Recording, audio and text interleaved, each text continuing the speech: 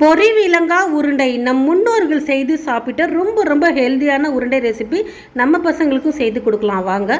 இப்போ 200 கிராம் அளவுக்கு புழுங்கல் அரிசி ஒரு கப்பில் எடுத்துருக்கிறேன். அதை சேர்த்து நல்லா பொரி அரிசி போல் இது போல் வறுத்துக்கணும். இப்போ 100 கிராம் அளவுக்கு அரை கப்பு பாசிப்பருப்பு சேர்த்து நல்லா இதையும் பொன்னிறமாக வறுத்து எடுத்துகிட்டு இந்த அரிசியும் பருப்பு வறுத்ததை ஆற வச்சுட்டு மிக்ஸி ஜாரில் சேர்த்து அதில் ஒரு 3 ஏலக்காய் சேர்த்து நல்லா நெய் போட அரைச்சி எடுத்துக்கணும்.